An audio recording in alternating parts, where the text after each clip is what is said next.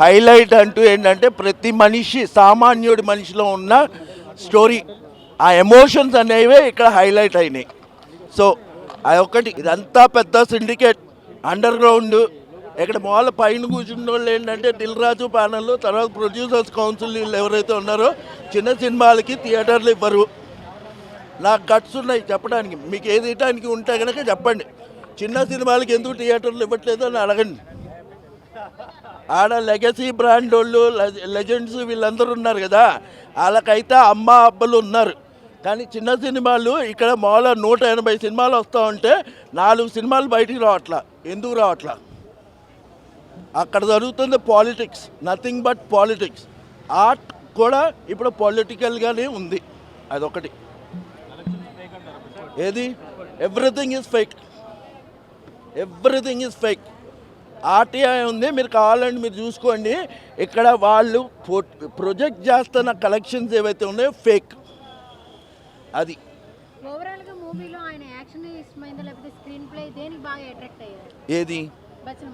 సరే, నేను ఒకటి అడుగుతానమ్మా. మీరు అడుగుతున్న క్వశ్చన్ ఏదైతే ఉందో జస్టిఫైయబుల్ కాదు.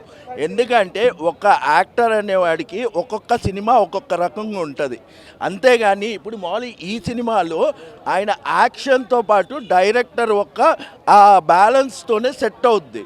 సో ఇప్పుడు యాక్టింగ్ అంటూ చేసే వాళ్ళు ఎవరైతే ఉంటారో వాళ్ళ యాక్టర్స్గానే మిగులుతారు. But Naresh is a real star. అక్కడ జెన్యూనిటీ ఉంటుంది తన యాక్టింగ్లో. ఫర్ ఎగ్జాంపుల్ ఇది ఒక్కటే కాదు, మీరు ఇందాక ఒకళ్ళు అడిగారు.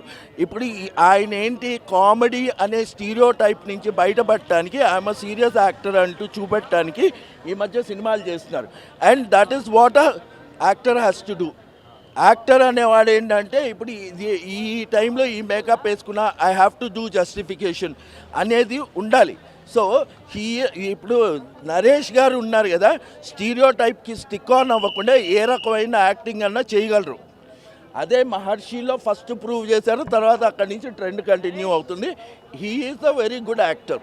సో యాక్టర్ అను తర్వాత మామూలు ఇక్కడ డైరెక్టర్ అనే బ్యాలెన్స్ ఏదైతే ఉందో కరెక్ట్గా సింక్ అయిన సినిమా ఇది. ఆబ్వియస్లీ ఇప్పుడు అమ్మ మీ ఇంట్లో ఉంది, మీకు పెళ్ళయిందా? సో పెళ్ళి అవ్వలేదు. సో ఇప్పుడు మామూలు ఎవరో ఒకళ్ళ మీద కోపం ఉంటుంది. కోపం ఉన్నప్పుడు ఏంటి, మనం అంతే మూర్ఖంగా బిహేవ్ చేస్తాం. సో ఒక ఫ్యామిలీలో అంతే మూర్ఖంగా ఉన్నప్పుడు, అంత బిహేవ్ చేసినప్పుడు ఎలా ఉంటుందని చూపెట్టేదే ఇది సినిమా. సో ఏది అసలు మామూలు ఇది ఒక మనిషి గురించి రాశారు ఇది. సో ఆ మనిషి గురించి సినిమా చూసినప్పుడు ఇంకా బయట సమాజం ఫీలింగ్స్ ఎక్కడన్నా హర్ట్ అవ్వడానికి ఉన్నాయా? లేవు.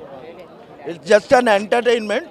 అండ్ అది ఎంటర్టైన్మెంట్లో ఒక మెసేజ్ ఏంటి, ఫ్యామిలీలో లాస్ట్లో కూడా అక్కడ వేశారు, ఫ్యామిలీలో మీకున్న గొడవల వల్ల మీరు దూరాలు అవ్వకండి, మీరు దగ్గర అవ్వండి అనేది మెసేజ్. అది అంతే.